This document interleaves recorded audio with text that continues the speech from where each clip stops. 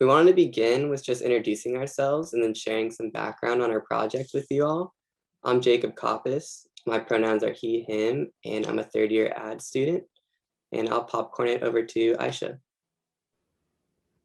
Hi all, my name is Aisha. I go by she, her pronouns, and I am a fourth-year psychology major with minors in neuroscience and business entrepreneurship.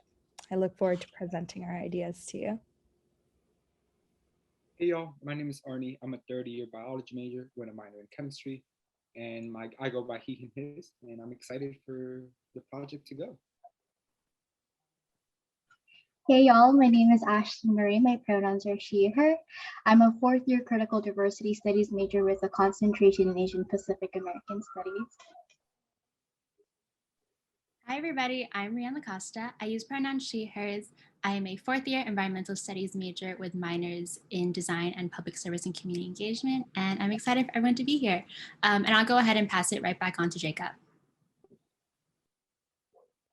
Okay, so some background on our team name. It's not a typo, and it really does stem from a foreword that you would find in literature.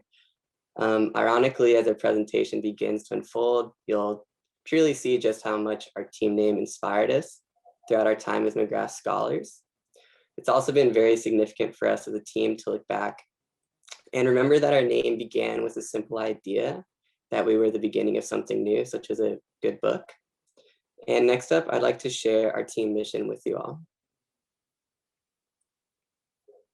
So our team is truly rooted within the idea of advocating for mental wellness. And we've developed a plan to support mental wellness through establishing supportive classroom environments that enhance the connectedness of a classroom here on campus. Essentially, we don't want to just advocate, but rather create an opportunity for members of our community to work together, connect, and preserve their mental well-being.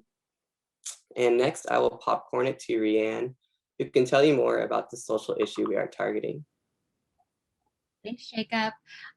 So as you said, I'll be discussing the target social issue, which is essentially understanding, managing, and promoting mental health in the classroom. So in recent years, we have all become aware of the increasing rates of anxiety and depression in college students. This comes with the students' difficulty of articulating the topic of mental and emotional wellness within the classroom. There's this need and this want to be understood, but no official platform of doing so.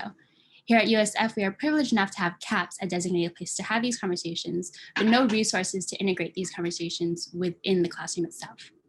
Both students and faculty lives are multifaceted, and we each bring individual experiences onto campus.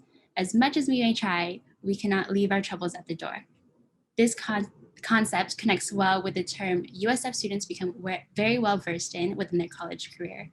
The Jesuit hallmark of cura personalis, or the care for the whole person, describes the respect we have for each person's intellectual, physical, and spiritual health and autonomy.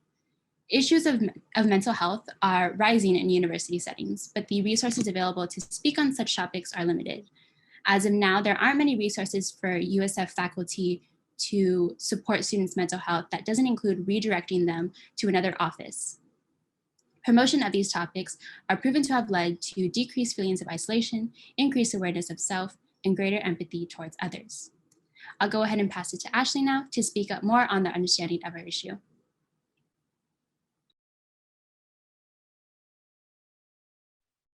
Thank you, Reanne. So after identifying our target social issue, we wanted to really empathize and understand what the issue is. And so we use a design thinking stage, empathize, to have our guiding questions to help us consider what should we understand about our issue. A first question that we did ask is who is affected? These are kind of our main stakeholders in this entire project.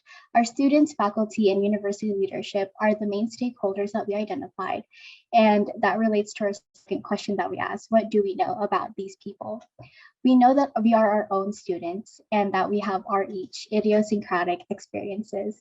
We also recognize that professors come from different perspectives. And so with that, we asked, is there something we can already work with? We already know that we have campus partners. Like Reanne mentioned, we're already very privileged to have CAPS on campus. We also have ongoing mental health practices with professors at the university, where courses often ask check-in questions at the beginning. We also wanted to know more. So what else do we need to know? There's more experiences that we can gather out there. And that is, how can we recognize intersectionality? How can we acknowledge diversity within this population? And how we dispel the idea that there is a monolithic experience for students and faculty. Later on, you'll see that we have specific surveys designated for faculty and students as a result. Lastly, how do we think critically? We want to synthesize on how our stakeholders are involved and also want to consider critical perspectives that might cause tension. How do we allow students to share, but also honor the student-professor relationship? How should it be? Should it be a faculty-driven initiative or a student-led one? How do we ensure privacy, but also encourage vulnerability and openness at the same time? And lastly, how do we provide resources while also providing spaces? Next, I'll pass it on to Aisha for our project development. Hi, so like Ashley said, I will be talking about our project development and our process for creating what is now the Foreward initiative. So being the good scholars that we are, we can't jump into anything without validating our kind of concerns. So if you recall, we were talking about our interests in learning about mental health and learning about ways to connect students with faculty.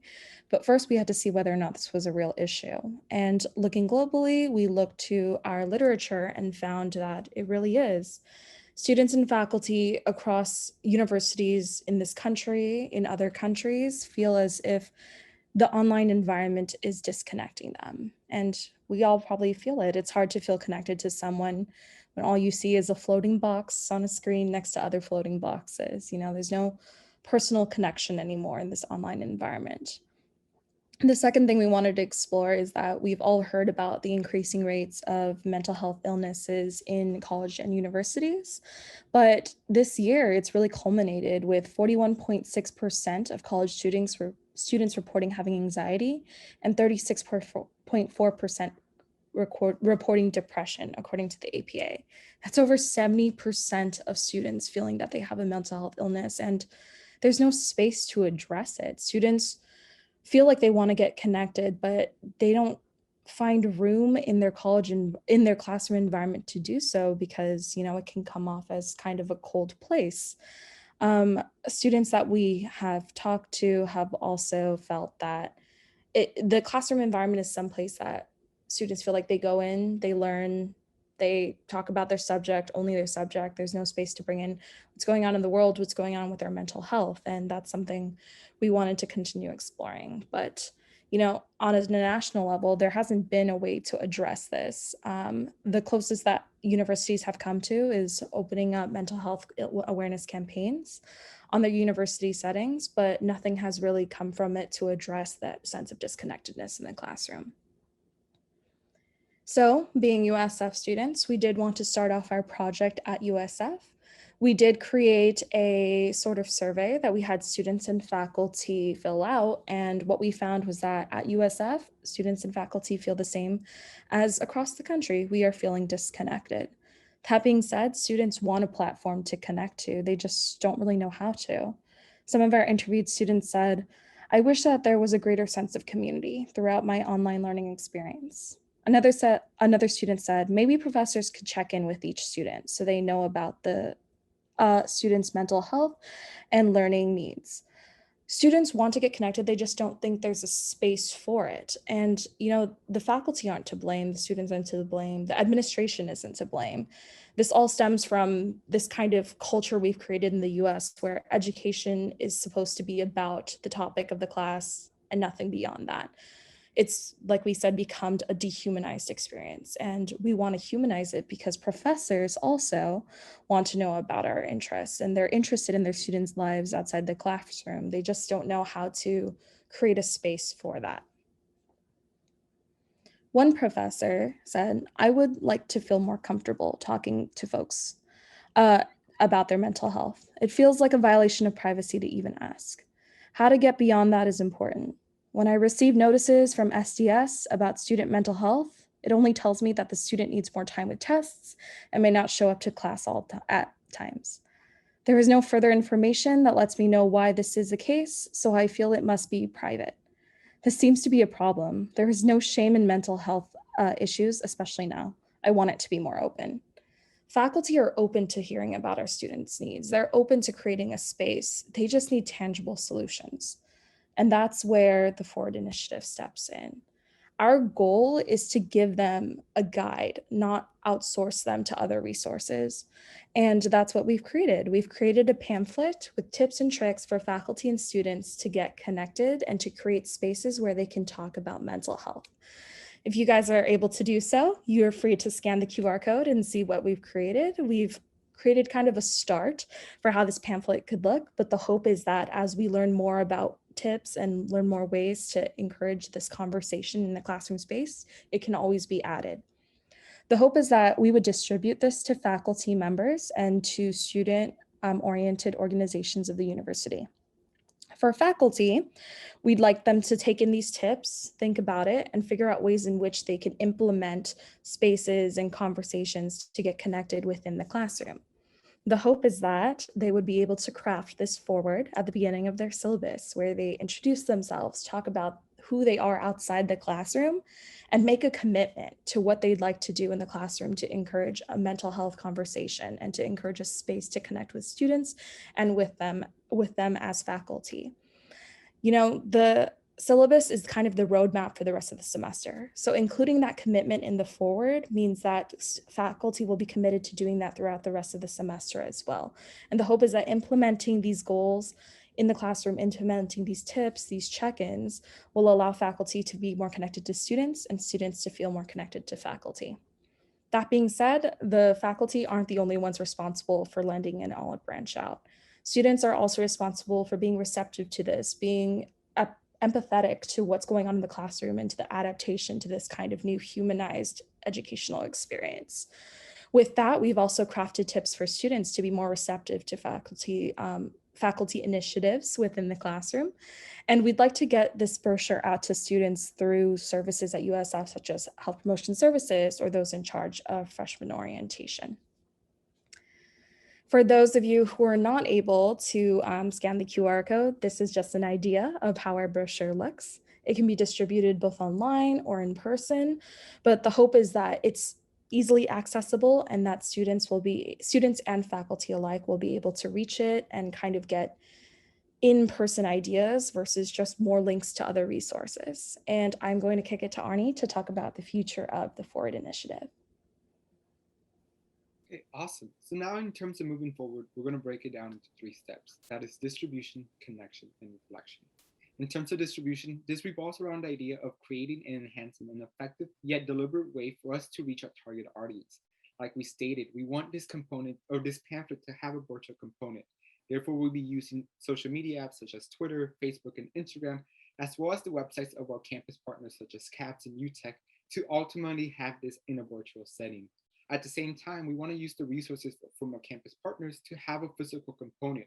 At the end of the day, we want to increase the accessibility regarding the information, no matter the access to technology. At the end of the day, we understand that this is a prototype. So the more information and the more people can interact with this project, the more ideas that can be bounced around and ultimately used to fine tune how we can address the issues here at USF, which connects me to the next point of connection.